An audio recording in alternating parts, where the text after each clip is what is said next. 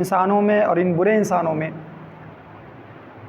سب سے برا انسان جو رب ذوالجلال کی نگاہ میں گردانا جاتا ہے وہ ذو الوجہین ہے۔ رب نے کہا نبی علیہ السلام کے ذریعے کہ وہ ذو الوجہین ہے، یعنی دو چہرہ رکھنے والا شخص اللہ تبارک و تعالیٰ کی نگاہ میں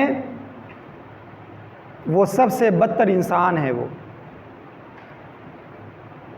اب یہ دو چہرہ انسان کا چاہے دنیاوی معاملات کے اندر ہو، لین دین کے اندر ہو، دنیاوی معاملات کے اندر کی مثال یہ کہ قرض لینے والا جب اس کو ضرورت پڑتی ہے آپ سے قرض لینے کی، اس کو ضرورت ہے 10,000 کی 20,000 کی، اور وہ آپ کے پاس آتا ہے روتے ہوئے چہرے کے ساتھ، بیچارگی کے چہرے کے ساتھ، اور آپ کے سامنے دستے سوال دراز کر دیتا ہے کہ بڑی حاجت کا وقت ہے، بڑی مصیبت کا وقت ہے، کام آ جاؤ اور میرا سہارا بن جاؤ۔ آج سہارا بن جائے یا وہ سہارا بن جاؤ گے تو 2-4 دن ایک وقت متعین کر دیتا ہے کہ میں فلاں وقت پہ آپ کو وہ چیز واپس کر دوں، لیکن دل کے اندر یہ ارادہ پورا ہوتا ہے کہ یہ پیسہ اور یہ قرض اس کو لوٹانا نہیں ہے، یہ قرض اس کو لوٹانا نہیں ہے۔ یہ دو چہرہ ہے، ایک وہ چہرہ جو سامنے والا شخص دیکھ رہا ہے جس سے آپ قرض طلب کر رہے ہیں، اور ایک وہ چہرہ جو رب ذوالجلال دیکھ رہا ہے، دل کا چہرہ۔ جب یہ دونوں چہروں کے اندر تفاوت ہے، تناقض ہے زمین و آسمان کا، کہ زبان کہہ رہی ہے کہ دوں گا اور دل کہہ رہا ہے کہ نہیں دوں گا، رب نے کہا یہ سب سے بدترین انسان ہے۔ یہ انسان دو چہرہ رکھنے والا، دوستوں کے درمیان ہو انسان، فلاں کے پاس آئے تو کہے کہ میں تمہارا قریبی ہوں، فلاں آدمی فلاں شخص برا ہے، اور اس کے پاس جائے تو کہے فلاں شخص برا ہے۔ یہ قرض کے معاملات کتنے بدترین ہیں، اس سے جڑی ہوئی بات یہ بتا دوں کہ جب انسان کو موت آتی ہے تو اس کی روح کے فیصلے کو معلق کر دیا جاتا ہے، معلق کر دیا جاتا ہے، اس کے فیصلے نہیں ہوتے ہیں کہ آیا اس کے لیے جنت کی نعمتیں کھولی جائیں یا جہنم کا دروازہ کھولا جائے۔ اس کے معاملات کو موت کے بعد معلق کر دیا جاتا ہے، کس کے معاملات کو؟ جو قرض دار ہوتا ہے اور قرض چکائے بنا اس کی موت آ جاتی ہے اور روح نکل جاتی ہے قرض کی وجہ سے۔ تو لہذا یہ دنیاوی مثال ہے سمجھانے کے لیے کہ دو چہرہ کیسا ہوتا ہے۔ یہ تو دنیاوی مثال تھی، اور دینی مثال میں ہمیں دو چہرہ والا نہیں ہونا ہے۔ اور ہوتا کیسے انسان دو چہرے والا؟ بہت سارے لوگوں سے ملاقاتیں ہوتی ہیں، دنیا بہت وسیع ہے، دنیا بہت بڑی ہے۔ میں امت محمدیہ صلی اللہ علیہ وسلم کی مثال دیتا ہوں آپ کے سامنے، جناب محمد رسول اللہ صلی اللہ علیہ وسلم کی مثال دیتا ہوں، اور ایک سورہ کے حوالے سے۔ وہ سورہ ہر کسی بچے کو یاد ہوگی، وَالْعَصْرِ إِنَّ الْإِنسَانَ لَفِي خُسْرٍ إِلَّا الَّذِينَ آمَنُوا وَعَمِلُوا الصَّالِحَاتِ وَتَوَاصَوْا بِالْحَقِّ وَتَوَاصَوْا بِالصَّبْرِ۔ اور رب نے کہا کہ والعصر، زمانے کی قسم ہے، کسی کی قسم ہے؟ زمانے کی قسم ہے، اور یہ رب کی قسم ہے، میری اور آپ کی قسمیں نہیں ہیں، میرے اور آپ کے عالموں کی، راہبوں کی، پادریوں کی قسمیں نہیں ہیں، میرے اور آپ کے باپ داداؤں کی قسمیں نہیں ہیں، یہ خالق کائنات مالک ارض و سماوات کی قسم ہے۔ والعصر، قسم ہے زمانے کی۔ بات کتنی اہم ہوگی، غور کرنے کی ضرورت ہے، اسی لیے رب قسم کھاتا ہے کہ کان اگر کہیں اور ہو، کان اگر کہیں اور ہو، توجہ کہیں اور ہو، تو اس قسم کے سنتے ہی اپنی توجہ کو اس کی طرف مرکوز کر لو، موڑ دو۔ کیا بات ہے؟ ان الانسان لفی خسر۔ یہ جتنے انسان ہیں، یہ جتنے انسان پیدا ہو رہے ہیں، ہو چکے ہیں، ہونے والے ہیں، سب کے سب خسارے میں ہیں، سب کے سب گھاٹے میں ہیں، کسی کو کوئی فائدہ نہیں ہے۔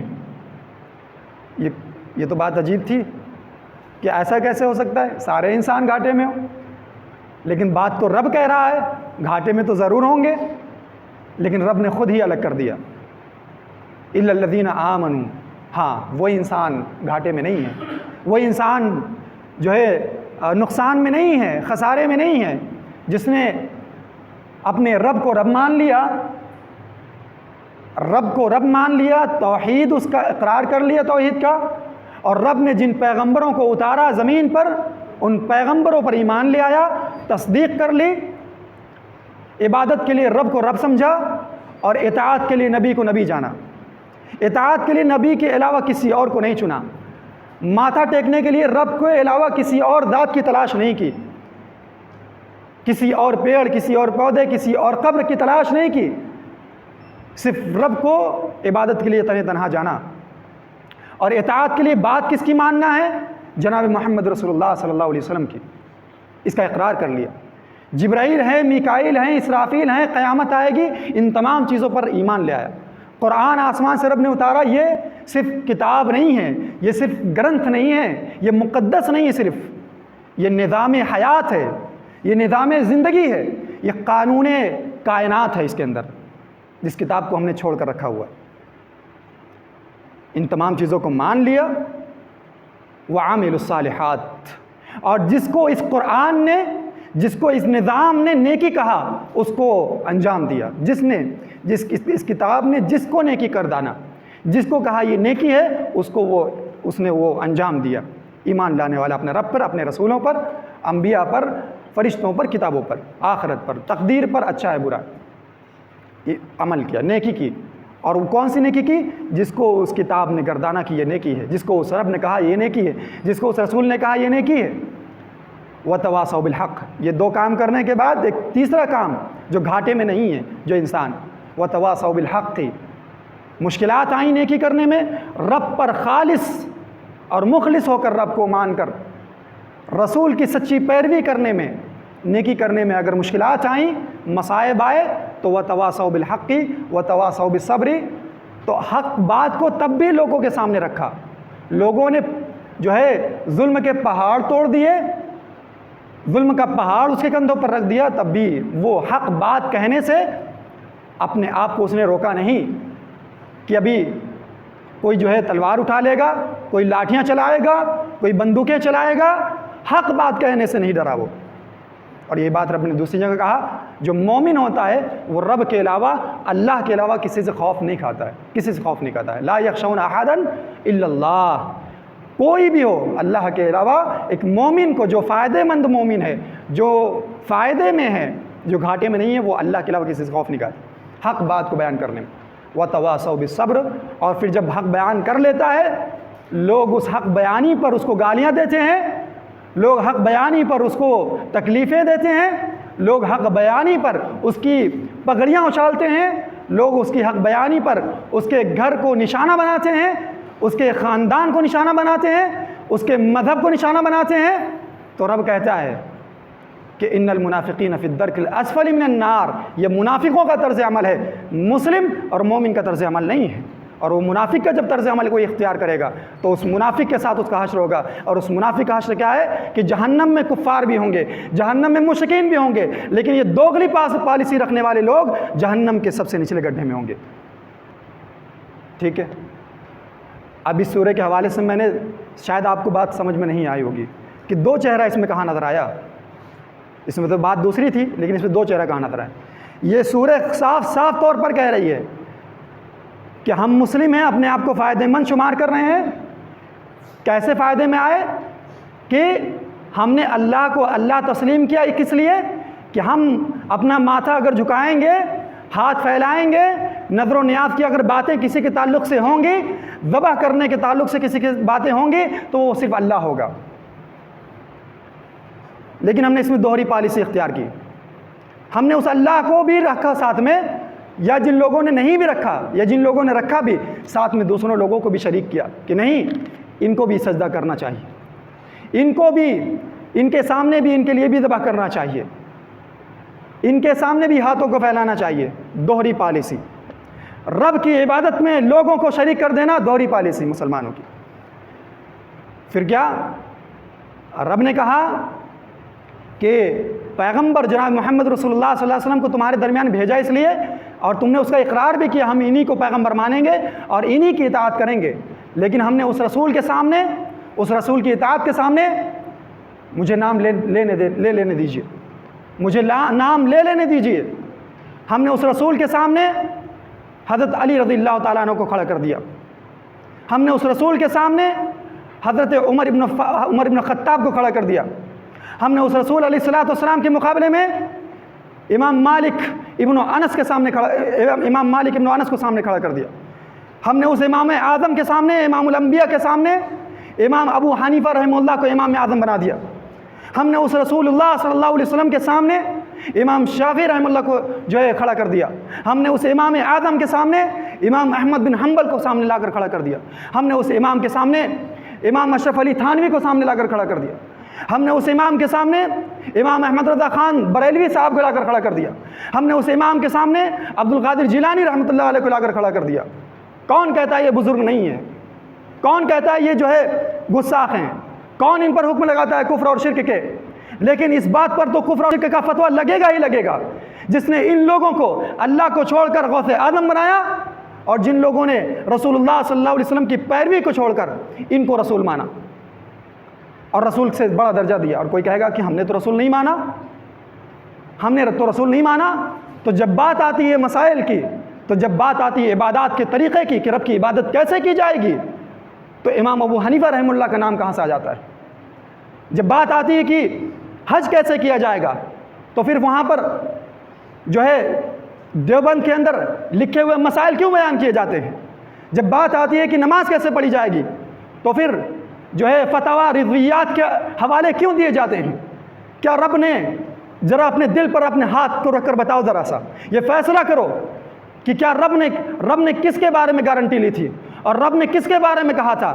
کیا رب نے یہ گارنٹی نہیں لی تھی کہ رب نے جو دین اتارا ہے اور رب نے جو رسول اتارا ہے اور رسول نے جو دین لوگوں تک پہنچایا ہے وہ اس رسول کا دین بھی محفوظ ہے اور میرا اتارا ہوا قرآن بھی محفوظ ہے؟ کیا وہ محفوظ نہیں ہے؟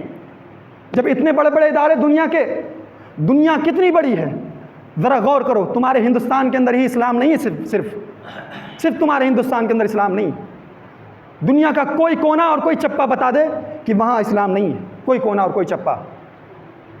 رب نے کس دین کی گارنٹی لی تھی؟ کہا تھا کہ نہیں کہا تھا انا نحن نزلنا الذکر وانا لہ لحافظون، کہ قرآن اتارا ہے ہم نے، شریعت اتاری ہے ہم نے، اور پہنچانے والا رسول ہے، یہ دونوں ساری کی ساری چیزیں محفوظ ہیں، اس کو کوئی بدل نہیں سکتا ہے۔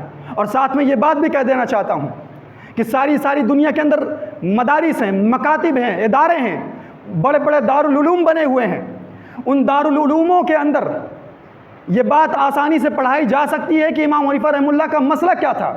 وہ بڑے بڑے پگڑی والے اور بڑے بڑے دھوتی والے اور بڑی بڑے جو ہے جبے والے یہ بتا سکتے ہیں کہ امام مالک کا مسلک کیا تھا نماز کے اندر، وہ یہ بتا سکتے ہیں کہ حج کے اندر امام شافعی کا یہ مسلک تھا، وہ یہ بتا سکتے ہیں کہ امام احمد بن حنبل کا زکوٰۃ دینے کا طریقہ کیا تھا، لیکن وہ بڑی بڑی پگڑیاں والے یہ نہیں بتا سکتے کیا کہ جناب محمد رسول اللہ صلی اللہ علیہ وسلم پر رب نے دین کون سا اتارا تھا، وہ نہیں بتا سکتے۔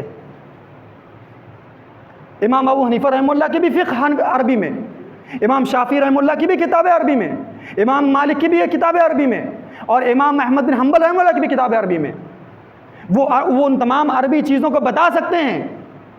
لیکن جس کو رب نے کہا، ہم نے کیا کہا رب نے؟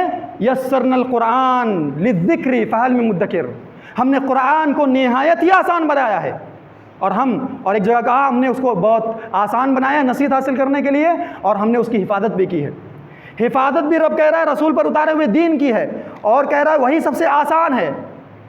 جو سب سے آسان تھا وہ اتنے بڑے بڑے دارالعلوموں کے اندر بیٹھ کر وہ علماء نہیں بتا پا رہے ہیں۔ بڑے بڑے پیٹ رکھنے والے لوگ ہم جاہلوں تک یہ بات نہیں پہنچا رہے۔ ٹھیک ہے، آپ کے لیے کہا جا رہا ہے کہ آپ جاہل ہو، آپ کیسے پیروی کرو گے رب کی اور رب کے رسول کی؟ لیکن سوال تو یہاں بنتا ہے کہ ان علماء کے ذمے اور ان علماء کے سر کیا آنا تھا کہ ان علماء کو رب نے یہی حکم دیا تھا کہ امام ابو حنیفہ رحمہ اللہ کی تقلید بتانا لوگوں کو؟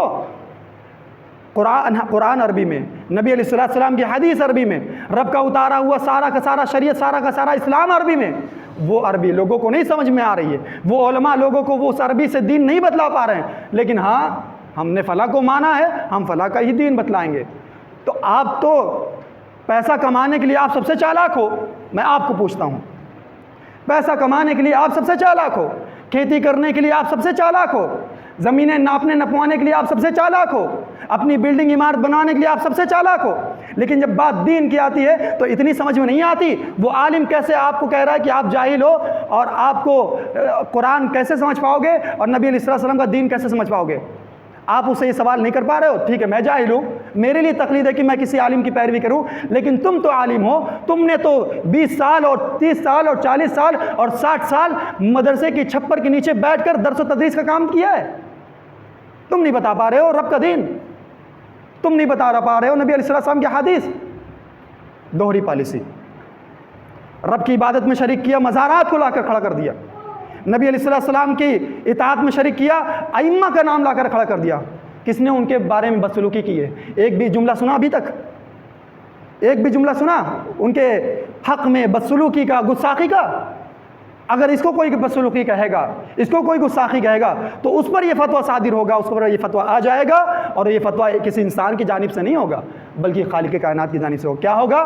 میں نے اس سے پہلے وہ آیت بتا دی، فلا وربک لا یؤمنون حتی یحکموک فیما شجر بینہم، تیرے رب کی قسم ہے اے پیغمبر جناب محمد صلی اللہ علیہ وسلم، تیرے رب کی قسم ہے، وہ مومن ہو ہی نہیں سکتا ہے جو تجھے فیصلہ ور نہ مارے، فیصلہ کرنے والا نہ مانے اپنے اختلافات میں، اور دل میں کوئی کجی بھی نہ محسوس کرے۔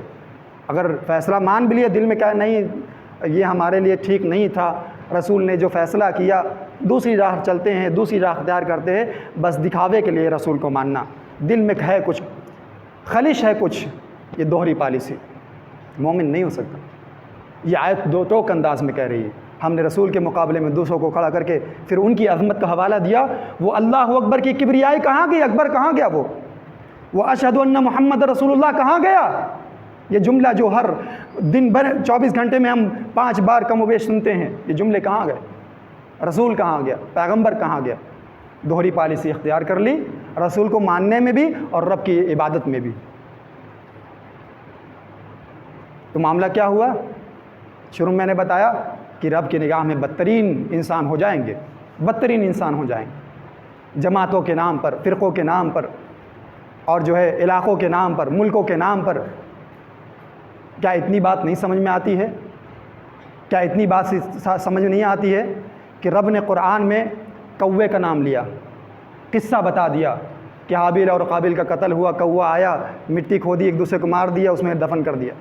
چیوٹی کے نام پر پوری سورہ رکھ دی، سورہ نمل، سورہ نحل، شہد کی مکھی کے نام پر سورہ نحل رکھ دی رب الجلال نے، سورہ عنکبوت، مکڑی کے جالے کے نام پر عنکبوت، مکڑی کا جالا کیا حیثیت رکھتا ہے؟ آپ ایک ہاتھ مارو گھر کے اندر سے صاف، اس کے نام پر قرآن کے اندر سورہ ہے، سورہ عنکبوت، سورہ فیل، ہاتھی کے نام پر سورہ، خنزیر اللہ نے کہا سور حرام کر دیا گیا، بار بار رب نے کہا، سور کا لفظ آیا قرآن، بقرہ گائے کا نام آیا، اونٹ کا نام، بکری کا نام، بھیڑ کا نام، کتے کا نام، جو چیزیں انسانوں کے کام کی چیز تھی رب نے ہر چیز کا نام لیا اور اس کی طرف اشارہ کر دیا قرآن میں۔ اگر رب کی عبادت میں اور رب کی عبادت کے طریقے میں یہ شامل ہوتا کہ رب سے اگر دعا قبول کروانی ہے تو کسی مزار پہ کھڑے ہونا ضروری ہے، کسی اولیاء کو بیچ میں لانا ضروری ہے، کسی پیغمبر کو بیچ میں لانا ضروری ہے، ان کو چڑھاوا چڑھانا ضروری ہے، چادریں چڑھانا ضروری ہے، تو رب بیان نہ کرتا؟ بتاؤ ذرا۔ اور بیان ضرور کرتا، کیونکہ رب کا یہ وعدہ ہے، قرآن کی وہ آیت ہے، الیوم اکملت لکم دینکم واتممت علیکم نعمتی ورضیت لکم الاسلام دینا۔ ذرا سنو غور سے، الیوم اکملت لکم، مکمل کر دیا تمہارے دین کو آج کے دن۔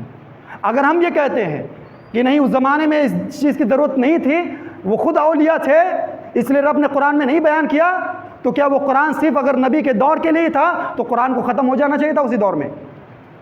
نبی علیہ السلام کی احادیث کو بھی بس اسی دور کے لیے ہونا چاہیے تھا، اور اس اسلام اس مذہب کو بھی اسی دور کے لیے ہونا چاہیے تھا، اور صرف مکہ اور مدینہ کے لیے ہونا چاہیے تھا، پھر ہماری ساری دنیا اور ساری کائنات کے لیے نہیں ہونا چاہیے تھا اگر ان کو ضرورت نہیں تھی اس بات کی۔ اور رب نے جو الیوم اکملت لکم دینکم کہا ہے، یہ رب کا وعدہ ہے کہ مکمل ہو چکا ہے دین۔ اگر اس بات کی گنجائش تھی کہ مزارات کو بیچ میں لایا جائے، نبیوں کو بیچ میں لایا جائے، اولیاء کو بیچ میں لایا جائے رب کی عبادت کے طریقے کو مکمل کرنے کے لیے، تو رب ضرور بیان کرتا، کوا اور بلی اور کتے اور خنزیر کے ساتھ ضرور ان تمام چیزوں کو درج کرتا قرآن میں۔ چیز ہو گئی۔ اور دوسری چیز، یہ تو رب کی عبادت کی بات تھی، دوسری چیز، نبی علیہ الصلوۃ والسلام کی اطاعت میں جو ائمہ کو جو شریک کیا گیا ہے، ائمہ کو جو شریک کیا گیا ہے، ابو حنیفہ رحمہ اللہ کا نام لے کر، فلاں فلاں فلاں کا نام لے کر، تو اگر یہ اس امت اسلامیہ کے لیے اتنا ہی ضروری تھا، اتنا ہی ضروری تھا، خنزیر حرام ہے، اس سے زیادہ ان کو جاننا اس بات کو ضروری تھا کہ وہ ایک امام کی تقلید کریں، کتے کی حرمت سے زیادہ جاننا اگر یہ ضروری تھا کہ وہ ایک امام کی تقلید کریں، اور کوے کا واقعہ بیان کرنے سے زیادہ جو ہے یہ ضروری تھا، اور اگر الم تر کیف فعل ربک باصحاب الفیل، جو ہاتھیوں کا لشکر آیا مکہ کو ڈھانے کے لیے، ابابیل کا لشکر آیا، چڑیوں کا پرندوں کا جو لشکر آیا اس ہاتھی والے لشکر کو تباہ برباد کرنے کے لیے، اس سے زیادہ اگر یہ ضروری تھا، اور جیسا آج لوگ بتا رہے ہیں کہ ایک امام کی تقلید کرنا اتنا ضروری ہے، تو رب ذوالجلال ان تمام چیزوں کے ساتھ ساتھ اس بات کو بھی بیان کرتا، چلو پورے قرآن میں نہ صحیح، ایک جگہ تو بیان کر دیتا رب ذوالجلال، ایک جگہ تو کہہ دیتا کہ رسول کے ساتھ ان کی پیروی کرو۔ ایک آیت بتاتا ہوں سورہ انعام کی، فَإِن تَنَازَعْتُمْ فِي شَيْءٍ فَرُدُّوهُ إِلَى اللَّهِ وَالرَّسُولِ، اگر اختلاف ہو جائے، جھگڑا ہو جائے، آج تو جھگڑے ہی جھگڑے ہیں، گھر سے باہر قدم نکالو جھگڑے، بازار میں جاؤ جھگڑے، محلے میں آؤ جھگڑے، مسجد میں آؤ جھگڑے، مدرسے میں جاؤ جھگڑے، زمین پر جاؤ جھگڑے، کوئی معاملہ کلیئر ہے؟ فَإِن تَنَازَعْتُمْ فِي شَيْءٍ فَرُدُّوهُ إِلَى اللَّهِ وَالرَّسُولِ، رب کا فیصلہ کیا ہے؟ جھگڑا ہو جائے، جاؤ، کہاں جاؤ؟ اللہ کی بارگاہ میں آؤ، اور رسول علیہ السلام کی بارگاہ میں آؤ۔ رسول علیہ السلام تو موجود نہیں ہمارے درمیان، لیکن رسول علیہ السلام کا ایک ایک عمل، ایک ایک قول، ایک ایک اٹھی ہوئی نگاہیں، اور جو ہے نبی صلی اللہ علیہ وسلم کی پلک پلک رب ذوالجلال نے محفوظ کر دیا ہے۔ وہ جو گارنٹی لی ہے رب نے نا، وہ بالکل محفوظ ہے۔ ہم شیعوں کی طرح نہیں ہیں جو کہتے ہیں کہ قرآن آدھا ہے، آدھا 10 پارہ فلاں کھا گیا، اور ابو بکر اور عمر نے اس کو غصب کر لیا جس میں علی رضی اللہ عنہ کی خلافت کا تذکرہ تھا۔ ہم وہ نہیں ہیں، اور ان کو بھی میں چیلنج کرنا چاہتا ہوں۔ یہ جو قرآن 30 پاروں کا ہے، آپ کے گھر میں موجود ہے، میرے بھی گھر میں ہے، اور آپ کے بھی گھر میں موجود ہے۔ اس قرآن کی آیت ہے، رب نے کہا اِنَّا نَحْنُ نَزَّلْنَا الذِّكْرَ وَإِنَّا لَهُ لَحَافِظُونَ، ہم نے اس قرآن کو اتارا ہے اور ہم ہی اس کی حفاظت کریں گے۔ تو آپ کے کہنے کے لحاظ سے یہ ہوا کہ رب کی یہ آیت جھوٹی ہے، رب کی یہ آیت جھوٹی ہے۔ یہ دوہری پالیسی نہیں ہونا چاہیے، دوہری پالیسی نہیں ہونا چاہیے۔ دوہری پالیسی ہوگی، رب کی نگاہ میں سب سے غیر گردانے جائیں گے، غیر گردانے جائیں گے، ہم رب کے اپنے ہو کر بھی اپنے نہ ٹھہریں گے۔ کیونکہ اپنا انسان کب ہوتا ہے؟ جب وہ جو اس نے وعدے کیے ہیں اس پر بالکل کھرا اتر جائے۔ آپ کو میں بتا دوں، اور ساری دنیا نے شاید یہ منظر نہ دیکھا ہو، ساری دنیا نے شاید یہ منظر نہ دیکھا ہو۔ جناب محمد رسول اللہ صلی اللہ علیہ وسلم ہوتے ہیں، ایک مخزوم ایک قبیلہ ہوتا ہے، اس کی ایک لڑکی ہوتی ہے مخزومیہ، فاطمہ مخزومیہ کہا جاتا ہے اسے، اس نے چوری کر لی تھی، بڑے شریف خاندان سے تھی، بڑی رئیس خاندان سے تھی۔ اب چوری کر لی، اسلام کا تو یہ حکم ہے کہ ہاتھ کاٹا جائے گا چوری پر۔ نبی علیہ السلام کے ایک چہیتے تھے اسامہ ابن زید رضی اللہ تعالیٰ عنہ۔ لوگوں نے کہا اب نبی سے کون جسارت کرے، کون جرت کرے، نبی علیہ السلام کو کون منائے کہ ہمارے بڑے خاندان کی ہے، اس کا ہاتھ نہ کاٹا جائے۔ چلو اسامہ کو بہکاتے، چلو اسامہ سے بات کرتے ہیں، نبی سے کہ چاہتے ہیں نبی اسامہ کی بات نہیں ٹالیں گے۔ اسامہ کو بلاتے ہیں، بہلاتے ہیں، پھسلاتے ہیں، صرف اتنی بات رکھوانے کے لیے کہ آپ نبی علیہ السلام سے کہہ دیجئے کہ معاف کر دیں، جانے دیں، ہاتھ نہ کاٹے، کچھ دیت لے لیں، وہ چیز لوٹا دی جاتی ہے۔ آتے ہیں اسامہ رضی اللہ تعالیٰ عنہ، منہ بولے بیٹے کے بیٹے ہیں، منہ بولے کے بیٹے کے بیٹے ہیں یہ اسامہ رضی اللہ تعالیٰ عنہ۔ نبی صلی اللہ علیہ وسلم کے پاس آتے ہیں، کہتے ہیں نبی صلی اللہ علیہ وسلم، اے اللہ کے پیغمبر، وہ بڑے گھرانے کی لڑکی ہے، اس نے جو ہے چوری کر لیا تھا، اس کا ہاتھ نہ کاٹیں۔ نبی علیہ السلام کو غصہ آتا ہے، غضب میں آ جاتے ہیں، چہرہ سرخ ہو جاتا ہے، چہرہ سرخ ہو جاتا ہے۔ سب سے افضل ہستی جس کو رب نے کیا کہا؟ رحمت للعالمین۔ یہ وہ انسان اور ان کی وہ ذات کہ جو جانوروں پر بھی رحم کرنا جانتا ہے، جو پیڑ پودوں پر بھی رحم کرنا جانتا ہے، جو ذبح کرتے وقت جانور پر رحم کرنا جانتا ہے، جس نے رحم کی مثال قائم کر دی، اور ساری دنیا اس کی گواہی دیے بنا نہیں رہ پائی۔ کتابیں لکھی گئیں، کیا مسلم کیا غیر مسلم، سب نے کتابیں لکھی۔ اس کا جملہ سنیے، اتنا رحم دل، اپنے آپ کا بدلہ کبھی نہ لیا۔ اپنے لوگ مارے گئے مکہ کے اندر، جب مدینہ جو ہے لوگوں نے وہاں مکہ والوں نے مکہ سے نکال دیا، تکلیفیں دے کر، ایذائیں دے کر مدینہ جانا پڑا نبی صلی اللہ علیہ وسلم، مکہ چھوڑ کر، اپنا گھر اپنا وطن سب کو چھوڑ کر جانا پڑا. واپس آئے، اپنے لوگوں کے قاتلوں کو کیا کہا جنہوں نے قتل کیا تھا، ہماری اور آپ سے ایک دو گالی گلوچ اگر ہو جاتی ہے تو ہم ساری زندگی کے لیے خیر آباد کہہ دیتے ہیں، آج سے تمہارا میرا کوئی رشتہ نہیں، جاؤ جاؤ اپنا راستہ دیکھو، میں اپنی زندگی دیکھتا ہوں. لیکن وہ پیغمبر کتنا رحم والا ہوگا، اور کیوں نہ ہو، جبکہ گواہی دینے والا ان کے رحم کے رب ذوالجلال ہے. رحیم بالمؤمنین، رب نے کہا رحیم ہے یہ. قاتلوں کو کہا جاؤ تم چھوڑ دیتا ہوں، نہیں مارتا ہوں، جاؤ آزاد ہو تم سب، انتم مطلقہ. اتنا رحم والا انسان، اتنا رحم والا پیغمبر آتا ہے، اس کے پاس غضب میں آ جاتے ہیں، کہتے ہیں کہ اللہ کی قسم، اللہ کی قسم، وَإِمَ اللَّهِ لَوْ سَرَقَتْ فَاطِمَةُ بِنْتُ مُحَمَّد، اگر اس فاطمہ کی جگہ، فاطمہ مخزومیہ کی جگہ اگر محمد کی بیٹی فاطمہ ہوتی، لَقَطَعْتُ يَدَهَا، اور اس نے چوری کیا ہوتا تو یقیناً میں اس کا ہاتھ کاٹ دیتا. آج لوگ ظلم کرتے ہیں، آج لوگ جرم کرتے ہیں اور کہتے ہیں کہ فلاں بزرگ مجھے بچا لے گا. آج لوگ زمینیں ہڑپتے ہیں، آج لوگ لوگوں کا خون بہاتے ہیں، آج لوگ لوگوں کی عزتوں کو لوٹتے ہیں، لوگوں کی مریادوں کو چھینتے ہیں، عزتوں کو نیلام کرتے ہیں. اور یہ سب کچھ کر کے پورا کا پورا علاقہ شراب میں ڈبو کر یہ کہتے ہیں کہ ہم محمد صلی اللہ علیہ وسلم کے امتی ہیں، بچا لیں گے، سفارش مل جائے گی. اگر دنیاوی زندگی میں زندہ رہتے ہوئے جناب محمد رسول اللہ صلی اللہ علیہ وسلم اپنی بیٹی اگر یہ جرم کرتی کہ وہ چوری کر لے، اس کا ہاتھ ضرور کاٹتے اور ان کی پیغمبری اس میں کوئی اثر انداز نہ ہوتی، تو بتاؤ قیامت کا معاملہ کیسا ہے. جب جناب محمد رسول اللہ صلی اللہ علیہ وسلم اس دنیا کے اندر اپنی رخت جگر کو اور دنیا میں سب سے چہیتی انسان کو پر رب ذوالجلال کا حکم لاگو کر دیتے، تو بتاؤ قیامت میں رب ذوالجلال کا حکم لاگو کرنے سے جناب محمد رسول اللہ صلی اللہ علیہ وسلم روک پائیں گے؟ اب اس جملے میں کسی کو یہ دکھ رہا ہوگا کہ محمد صلی اللہ علیہ وسلم کے بارے میں کہہ رہے روک پائیں گے، لیکن اس جملے میں یہ کہاں چلا گیا؟ یہ نہیں ذہن میں آئے گا کہ رب ذوالجلال پر کوئی حکومت چلائے. رب ذوالجلال نے کہا اللہ اکبر، اللہ سب سے بڑا ہے، اس کے اوپر بھی کسی کی بڑائی ہے کیا؟ اس کے اوپر بھی کسی کی بڑائی ہے؟ تو غور کرو، عقیدے کی اصلاح کرو. اور عقیدے کی کیسے اصلاح؟ دوہری پالیسی نہ چلو، دوہری پالیسی نہ چلو. اللہ کے نبی علیہ السلام نے جیسے کہا کہ سب سے برا انسان اللہ کے نزدیک وہ ہے جو دوہرا چہرہ رکھتا ہو، اور اس قصے سے بھی آپ کو بات واضح ہو گئی. اور رب ذوالجلال نے ایک اور قصہ بتایا، اس قصے کو بتا کر میں اپنی بات ختم کرتا ہوں. ایک یہودی اور ایک یہودیہ نے زنا کر لیا، ایک یہودی اور یہودیہ نے زنا کر لیا نبی صلی اللہ علیہ وسلم کے زمانے میں. تو ان لوگوں نے آپس میں کہا کہ بات ایسے نہیں بنے گی، اب تو نبی صلی اللہ علیہ وسلم بھی ہیں ہمارے درمیان جو اپنے آپ کو نبی کہتے ہیں، چلو ان کے پاس چلتے ہیں. تو ان کے بڑوں نے کہا، جیسے ہمارے وہاں پلاننگ ہوتی ہے نا، بڑوں کے پاس جانے سے پہلے پلاننگ کی جاتی ہے، تمہیں یہ کہنا ہے، تمہیں وہ کہنا ہے، تمہیں وہ کہنا ہے. اگر معاملہ جرم کا ہے، تھانے کی بات ہے یا کورٹ کچہری کی بات ہے، سمجھایا جاتا ہے نا، وکیل سمجھاتا ہے فلاں کرنا فلاں کرنا فلاں کرنا. وہ آپس میں سمجھائے وہ لوگ کہ دیکھو محمد کے پاس جا رہے ہیں، چلو، لیکن سنو، اگر جو ہم چاہتے ہیں اگر اس کا فیصلہ محمد صلی اللہ علیہ وسلم نے کیا تو مان لینا، لے لینا. فخذو، رب نے قرآن میں اس آیت کو درج کیا ہے، فخذو، لے لینا. اور دیکھو جب اس کے خلاف کوئی بات کریں گے، کوئی خلاف فیصلہ سنائیں گے محمد صلی اللہ علیہ وسلم، تو مت لینا، چھوڑ کے چلے جانا محمد کو، اور یہ کہنا کہ یہ تو تمہاری شریعت ہے، یہ کہنا یہ تو تمہاری شریعت ہے، میں ہمارے تھوڑی نا. اب آتے ہیں نبی صلی اللہ علیہ وسلم فیصلہ مانگتے ہیں کہ آپ فیصلہ سنائیے، کیا کیا جائے، زنا ہو گیا ہے.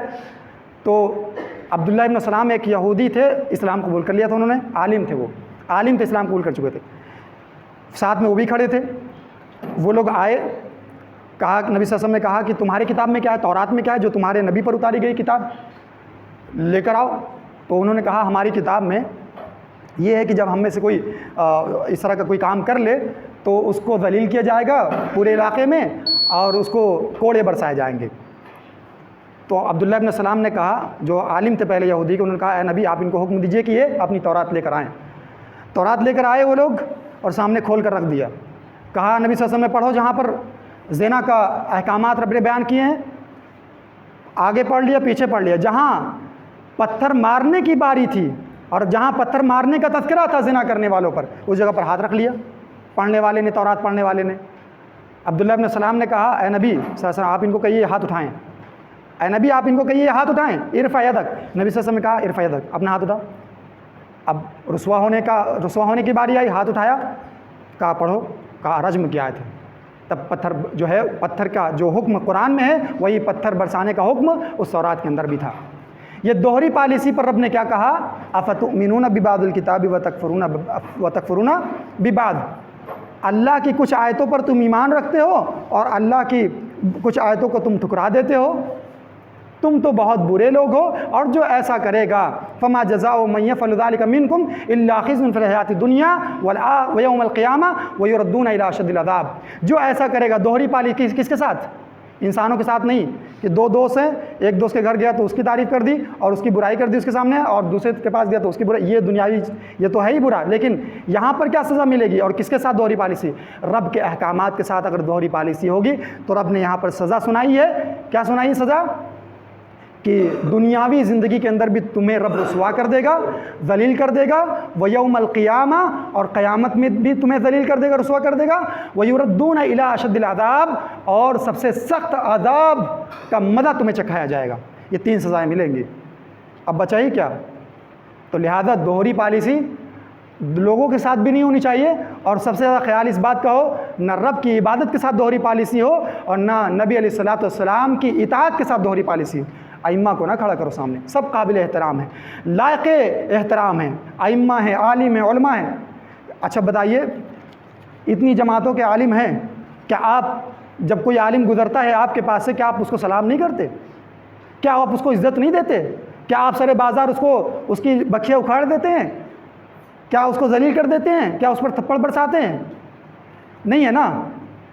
اس کا مطلب یہ نہیں ہے، آپ کی عزت دینے کا مطلب یہ نہیں ہے کہ آپ ایک شیعہ کو بھی مان لے رہے ہو اور ایک جو ہے پنڈت کو بھی مان لے رہے ہو اور ایک سب کو مان لے رہے ہو۔ عزت دینے کا یہ معنی نہیں ہے، بلکہ ہمیں عزت دینا ہے، علماء کو، ائمہ کو عزت دینا ہے۔ اگر انہوں نے غلطیاں کی ہیں، جیسے آج کے بڑے بڑے لوگ غلطیاں کرتے ہیں، تو ان کی عزت کا تقاضا یہ نہیں کہ ان کی غلطیوں کو بھی مان لیا جائے، ان کی غلطیوں کو مان لیا جائے، یہ نہیں ہے۔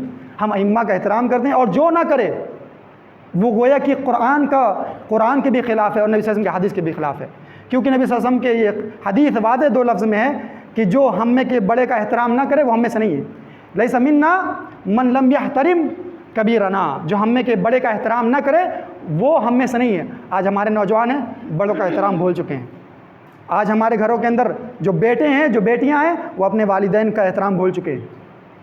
تو یہ سب چیزیں جیسے دنیاوی معاملات کے اندر ہیں ویسے دینی معاملات کے اندر بھی ہیں، لیکن دینی معاملات کی اگر دوہری پالیسیاں ہوں گی، دو چہرہ ہم رکھیں گے رب کی عبادت میں اور نبی صلی اللہ علیہ وسلم کی اطاعت میں، تو پھر ہمارا انجام اچھا نہیں ہوگا۔ ہم رب کے اس وعدے کے ضمن میں آ جائیں گے اور اس وعید کے ضمن میں آ جائیں گے جو میں نے ابھی آپ کو بتایا اور سنایا۔ آخر میں اللہ تبارک و تعالیٰ سے میں دعا کرتا ہوں